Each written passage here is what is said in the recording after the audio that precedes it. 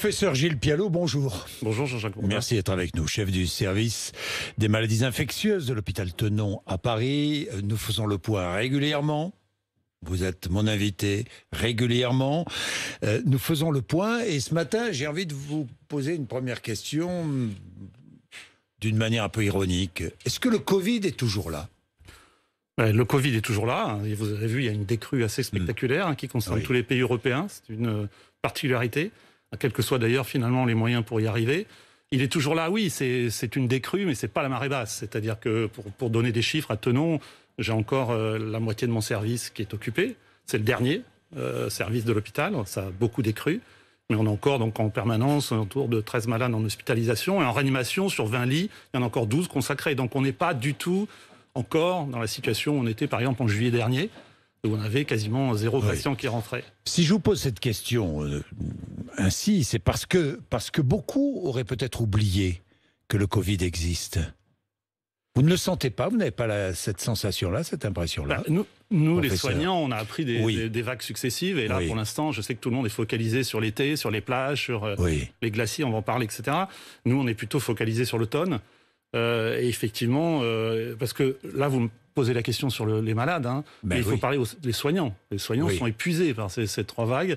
Et effectivement, ils ont envie de faire des fêtes, ils ont envie, voilà, comme tout le monde. Mais ils sont très inquiets aussi par une recrudescence possible à l'automne. Vous n'allez pas venir nous gâcher notre week-end, nous gâcher les prochaines semaines, nous gâcher notre été, Gilles Pialot. Mais vous nous dites la réalité. Non, mais comprenez. J'ai écouté ce que disait Olivier Véran. Il dit, si en novembre ou décembre, une nouvelle vague n'arrive pas, nous pourrons dire alors que le Covid, c'est du passé. Vous partagez ou pas? Disons que c'est un des scénarios possibles.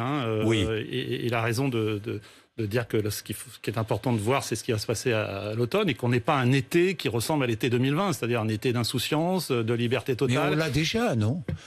On l'a déjà, cette insouciance, Gilles Pialot. C'est la particularité des Français, c'est pour ça que les décisions politiques sont importantes et qu'elles doivent prendre en compte. Et il y a eu des modélisations, Victoria Colizza, l'INSERM notamment, a montré que les Français ont tendance à anticiper sur les mesures.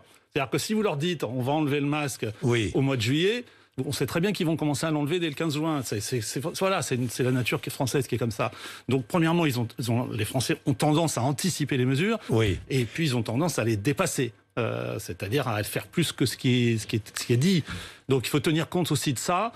Et on est quand même dans une période d'incertitude. Je ne veux rien gâcher du tout. On est dans une période d'incertitude parce que personne ne peut prédire ce qui va se passer à la fin de l'année Masque et vaccin, 2021. On va en parler, Gilles Pialot. Mais vous disiez au mois de mai, nous sommes en liberté conditionnelle. Sommes-nous toujours en liberté conditionnelle? Mais moi, je pense qu'on est toujours en liberté conditionnelle, puisqu'il y a une circulation du virus qui existe toujours. Il y a toujours un certain nombre de cas, hier, un peu en dessous de 5000, ce qui est quand même beaucoup. Une incidence qui est extrêmement diminuée, s'il est vrai, et notamment dans certaines régions, donc en dessous de 100 pour 100 000. Donc ça, c'est très important. Mais tout ça veut dire qu'il y a du virus qui circule. Et vous avez vu ce qu'a dit l'OMS. Le taux de vaccination en Europe est insuffisant. Il est insuffisant. Il est insuffisant. Donc, je vais revenir sur la vaccination. Il faut partir de ce principe-là. Il est insuffisant en France et il est insuffisant en Europe. Oui. Gilles Pialot, vous êtes inquiet pour la rentrée, franchement? La rentrée, fin août, le mois de septembre, le mois d'octobre? Je suis inquiet. Je suis inquiet parce que on est main dans le cambouis et qu'on n'a absolument pas envie de se payer une 4e vague parce que les services sont épuisés et que on a de plus en plus à gérer en même temps le Covid et le reste. Le 30 juin, fin du couvre-feu, plus de couvre-feu, et fin des jauges, les jauges dans les établissements accueillants du public. Est-ce trop tôt? Est-ce que là, on prend un risque? Mais de toute façon, on prend un risque. C'est un faux débat, puisque la question n'est pas de risque et un risque, la question est de choisir entre 2 risques. Et on sait que depuis le début de l'année, l'exécutif choisit, en dehors du contexte scientifique, je l'ai déjà dit ici souvent, en dehors des avis du Conseil scientifique, et effectivement, il choisit entre 2 risques. Donc effectivement, c'est un choix entre 2 risques. Et là, il y a effectivement quelque chose à gérer, c'est le ras-le-bol de la population et l'envie de retourner. Mais je crois qu'il y avait un titre dans la République des Pyrénées de Jean-Marcel Bourreau qui disait « Il ne faut pas confondre la libération et déconfinement ». C'est pas la libération, c'est une politique de déconfinement, et donc effectivement c'est conditionnel. Oui. Mais quand Rennes, la ville de Rennes par exemple, interdit la diffusion des matchs de l'Euro en terrasse, est-ce que c'est une bonne décision ? Oui, c'est une bonne décision parce que ça met l'accent sur l'ambiguïté de la notion d'espace public. Oui. On va en discuter du masque. Oui, on dit toujours, oui, mais si vous courez avec votre chien en Lozère, vous n'avez jamais eu besoin d'un masque. Oui. Vous voyez ce que je veux dire ? Si vous êtes sur le plateau du Larzac avec votre femme qui est vaccinée ou votre mari, vous n'avez pas besoin de masque. Le sujet n'est pas là. Le sujet, c'est quand l'espace public devient quasiment un espace privé, parce que vous êtes regroupés, entassés, que les gens parlent de plus en plus fort, que vous postinez sur la personne d'à côté et qu'elle n'est pas vaccinée. Oui, mais regardez, Gilles Pialou, le Danemark vient de pas d'interdire, au contraire, de rendre le masque non obligatoire. Vous avez vu ça ? Oui, je sais, les États-Unis. Les États-Unis aussi. Le plus spectaculaire, j'ai fait une tribune là-dessus dans l'Express. Oui, sur ça. Je pense que quand vous regardez les États-Unis, c'est tout à fait étonnant. Les États-Unis, on dit que les gens vaccinés pouvaient enlever le masque dans l'espace privé et ne pas se faire dépister s'ils étaient contacts. Oui. La moindre des choses, c'est d'attendre de voir le retour d'expérience des États-Unis. Parce que, certes, ils sont beaucoup plus hauts que nous en termes de vaccination, mais ils ont aussi une circulation du virus. Oui. Donc, voilà. Oui, parce que dans la tribune que vous publiez sur l'Express.fr, vous défendez le masque, vous défendez le vaccin, vous défendez le dépistage, et vous défendez toujours la distanciation. Toujours la distanciation qu'il faut garder. Ça paraît de plus en plus difficile de garder cette distanciation. On sait de toute façon que ça sera difficile. Si en plus vous dites aux Français, allez-y, et c'est pour ça que je trouve que l'avis du comité stratégique vaccinal, donc c'est quand même le boulot normalement, c'est de guider la stratégie vaccinale, je le trouve à côté de la plaque, parce que les Français, quand ils vont comprendre qu'on leur dit, si c'est le cas, et si l'exécutif va dans ce sens, abandonner le masque dans l'espace public, ils l'abandonneront, on va débobiner toute la prévention combinée. Vous portez toujours un masque avec moi, vous êtes le seul pratiquement. Oui, mais vous êtes le seul pratiquement. Oui, mais je vais continuer. Vous allez continuer. Je vais continuer jusqu'à qu'on ait un élément de certitude sur la vaccination et la transmission. Oui. Est-ce que la vaccination empêche la transmission ? C'est la première question. Et on ne sait toujours pas d'ailleurs. On sait, il y a des données qui viennent de sortir les derniers jours sur Israël qui montrent qu'effectivement ça diminue considérablement la charge virale, mais considérablement n'est pas zéro. Voilà. Donc effectivement, de toute façon, il n'y a pas de risque zéro. Oui. Et le deuxième élément, c'est qu'on est très loin du compte de l'immunité collective. Donc même si vous faites au mieux 20-25% de vaccinés et 20% de gens qui ont déjà eu le Covid, vous êtes très loin de 80 ou 85%. Vous n'en avez pas marre de porter le masque ? C'est ce que dit le président de la République. Oui, je sais, le président de la République. Oui, alors après il s'exprime. Vous n'en avez pas marre, franchement ? Non. Bon, d'accord. Ce dont j'en ai marre, c'est... On ne va pas quand même porter un masque sur une plage. Non, mais vous savez, il y a du bon sens. Oui. Mais il y a un piège, c'est-à-dire dans cette histoire d'espace public, je le redis, c'est qu'on mélange une évidence, le bon sens, vous avez raison, sur une plage, quand vous êtes à une distance, quand vous êtes avec que des gens vaccinés que vous connaissez, etc., et qui ont eu leurs deux doses, Je pense qu'il faut revenir à la notion de deux doses. Oui, parce que là, il y a beaucoup de papiers qui sortent, et on va suivre ce qui se passe en Angleterre, notamment avec les variants dits indiens. Enfin, ils s'appellent plus indiens maintenant, ils s'appellent alpha, bêta, etc. Mais il y a vraiment cette problématique-là, c'est qu'on a besoin de deux doses, et là, pour l'instant, le compte n'y est pas. Donc c'est une liberté conditionnelle, et après, l'été décidera de ce qu'on sera en automne. Je suis vacciné. Est-ce que j'ai besoin de porter un masque à l'extérieur ? Parce que, alors, là, on va faire la différence entre le vacciné une dose et le vacciné deux doses. Le masque, ça a été dit effectivement par le ministre de la Santé à juste titre. Le masque, dans le cas de figure que vous présentez, c'est aussi pour protéger l'autre. Donc vous ne savez pas, si vous avez été en contact, rapproché avec quelqu'un qui est très excréteur, vous ne savez pas si vous-même, vous pouvez... Alors, la probabilité est probablement faible, mais vous ne savez pas si vous ne pouvez pas excréter du virus. Donc la réponse, c'est oui. Après, je le répète, il y a du bon sens par rapport à l'espace public. Mais on sait qu'il y aura des regroupements, on sait qu'il y aura la queue chez le glacier, on sait qu'il y aura les terrasses de café, on sait qu'il y aura la liesse du football. Vous enlevez le masque au moment de l'Euro, excusez-moi, mais ça, j'espère que ça va pas être le cas. Mais Gilles Pialou, dire que le masque n'est pas toujours obligatoire à l'extérieur, c'est aussi peut-être indirectement inciter à la vaccination.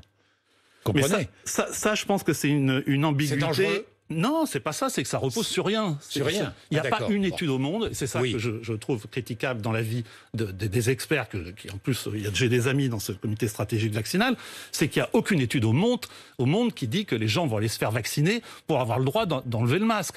En plus, il y a une tromperie et une ambiguïté que j'appelle fautive de dire pleinement vacciné. Mais qui va savoir dans la rue qui est vacciné, qui n'est pas vacciné? Il n'y aura pas de contrôle. Les gens vont tous enlever le masque, les non-vaccinés et les vaccinés. Oui, on ne va pas sur le masque marquer « Je suis vacciné de dose ». Et comme je dis dans la tribune que vous avez la gentillesse de citer, quand vous verrez quelqu'un avec un masque, à part Pialou, quand vous verrez quelqu'un avec un masque dans la rue, qu'est-ce que vous allez penser? Vous allez penser qu'il est quoi? Qu'il est non-vacciné? Vous allez penser qu'il est immunodéprimé et qu'il n'a pas eu, malgré les droits doses? Qu'est-ce que vous allez dire aux gens qui ont des masques? C'est une stigmatisation inversée. C'est-à-dire que porter le masque dans l'espace public quand il va être peut-être dit qu'on n'en a pas besoin, ça va stigmatiser ceux qui le portent. Et il n'y a aucune preuve que ça va pousser vers la vaccination. Oui, professeur Pialou, G7, 1 milliard de doses pour les pays pauvres, dont 500 millions donnés par les États-Unis, 500 millions de doses Pfizer. Objectif, mettre fin à la pandémie en 2022. C'est possible de mettre fin à la pandémie en 2022? En tout cas, c'est possible. Ça ne passera pas. Ça ne peut pas se passer d'une diffusion large aux pays émergents. Parce que dans les scénarios, vous parliez tout à l'heure des scénarios dits par le ministre, il y a celui que ça devienne une maladie nord-sud.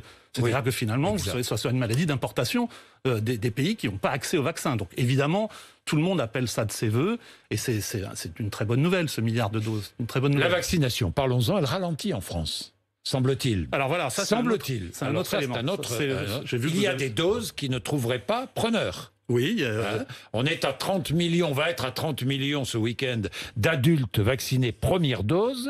C'est encore largement insuffisant. Gilles Pialou. Oui, je cherchais. Ça fait 20% de la population adulte pour 2 doses. C'est insuffisant. C'est largement insuffisant. C'est insuffisant, et je crois que je l'ai déjà dit la dernière fois que je suis venu chez vous. C'est évident qu'il y a dans tous les efforts vaccinaux ce qu'on appelle l'effet plafond de verre, ou un effet asymptomatique, c'est-à-dire que c'est une asymptote, c'est-à-dire qu'on arrête de vacciner, c'est-à-dire que vous ne pouvez plus recruter. Les gens qui ont été vaccinés l'ont été, et les autres, il faut aller les chercher. Alors comment va-t-on les chercher?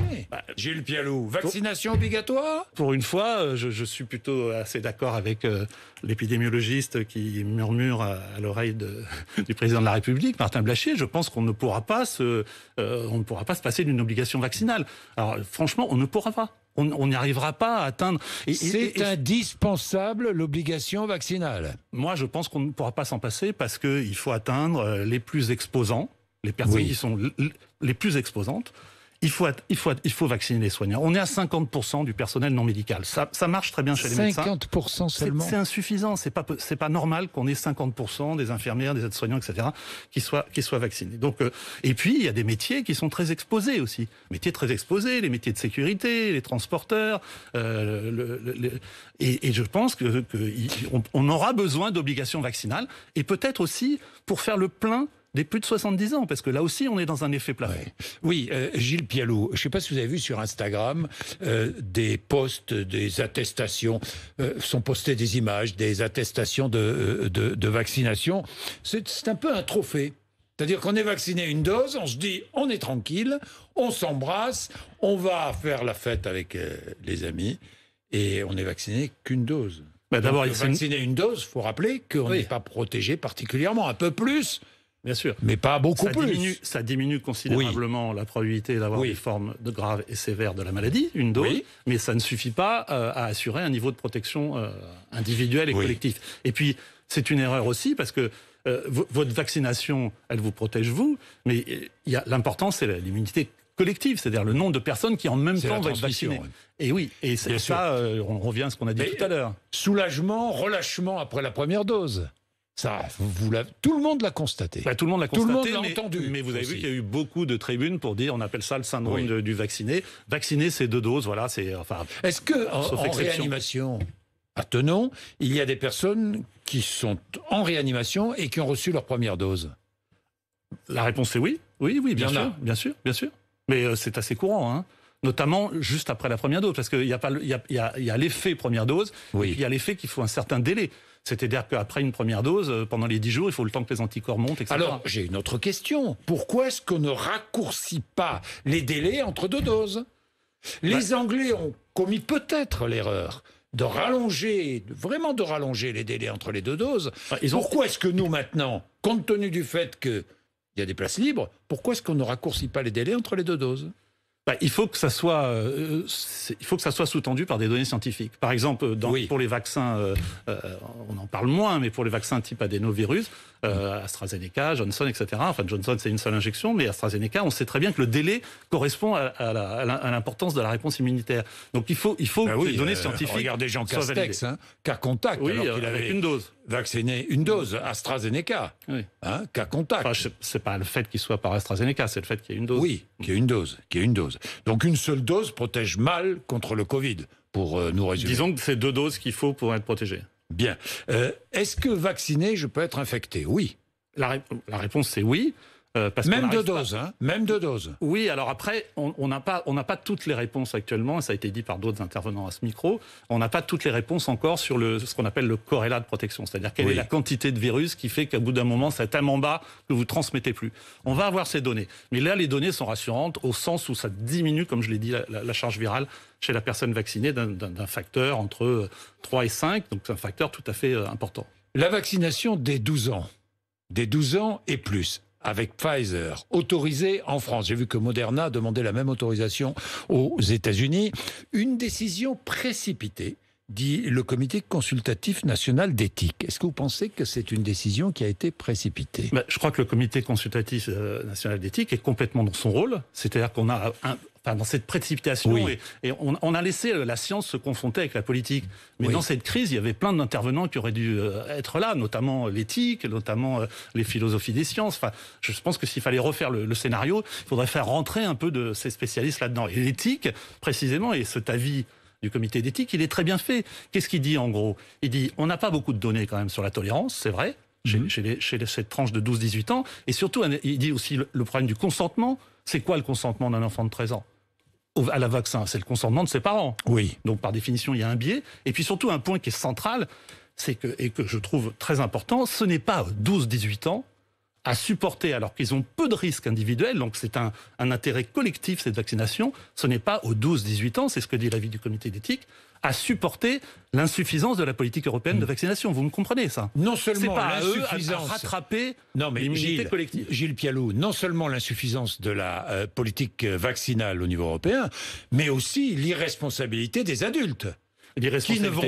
qui ne vont pas se faire vacciner, c'est ça? Tout à fait. C'est ce que vous voulez dire? L'irresponsabilité, enfin, vous dites comme ça, mais je dis ce mot, mais bon, le manque de responsabilité, oui, effectivement. Oui, le manque de responsabilité, adultes, oui. Et effectivement, le vrai angle mort, c'est ceux qui vont être le plus c'est les 20-40 ans, enfin, donc les plus jeunes. C'est là-dessus aussi qu'il y a un vrai problème. Et puis il y a un dernier point, c'est pas seulement aux 12-18 ans, de combler aussi l'abandon du tracé des pistes isolées. Vous voyez ce que je veux dire? Oui, bien sûr, bien sûr. Oui, mais Gilles Pialou, on n'en parle plus de ça. On n'en parle que quand il y a un problème dans les Landes. Gilles Pialou, quand saura-t-on si les vaccins ont des effets secondaires ou pas à long terme? C'est une question que beaucoup se posent. Quand il y aura du long terme. Oui, quand il y aura du long terme. Non, mais je suis désolé de vous répondre comme ça, mais on ne peut pas aller plus vite que la musique. S'il y a des effets, c'est très rare les effets secondaires à long terme des vaccins. Après, il y a des polémiques, c'est-à-dire qu'après, on va dire plus on va vacciner de gens, plus on va trouver des trucs bizarres. Vous vous souvenez, on ne va pas revenir sur les débats sur le vaccin de l'hépatite B, le papilloma, qui a fait beaucoup de mal en France à la vaccination et qui ont été innocentés, en tout cas pour les vaccins contre l'hépatite B et contre le vaccin contre le papillomavirus. Donc il y aura des polémiques à long terme, mais on verra ça dans le long terme. Oui, il y aura des polémiques à long terme. Aujourd'hui, on ne peut pas répondre à cette question. Aujourd'hui, on ne peut pas répondre, de même qu'on ne peut pas répondre. Est-ce que vous comprenez celles et ceux qui disent, puisqu'on ne peut pas répondre à cette question, je ne vais pas me faire vacciner et je ne ferai pas vacciner mon ado? Mais oui, mais non, pour l'ado, on vient d'en discuter un peu, c'est des décisions individuelles. Vous feriez vacciner, vous n'avez pas d'enfant ado, vous feriez vacciner vos ados? Mais j'en ai déjà une qui est vaccinée. Ah bon. Donc, oui, ce que je pense, c'est que on va avoir des polémiques, il faut laisser les choix individuels, mais il y aura des choix qu'il faudra forcer. On revient. Le vaccin est dangereux ou pas dangereux? Est-ce qu'il peut être dangereux ou pas? Mais non, mais c'est pas la dangerosité du vaccin, c'est pas comme ça que la question se pose. Bon. Il y a des effets secondaires, et il y a un rapport bénéfice-risque. Et tout le monde s'accorde au niveau international. Comme dans tous les médicaments. Pour dire qu'en tout cas pour les adultes, le rapport bénéfice-risque est en faveur de la vaccination, et la vaccination maintenant. Parce que ça sera forcément plus compliqué quand on aura les variants d'échappement au vaccin. Donc c'est non seulement une course contre la montre, ça a été dit par le Conseil scientifique dès le mois de janvier, entre les vaccins et les variants. Et c'est pour ça que le côté je vais attendre, je vais voir, il n'y a rien à attendre. Il n'y a rien à attendre. La vaccination, c'est maintenant. Merci Gilles Pialou d'être venu nous voir comme vous le faites régulièrement sur RMC BFM TV 8h53.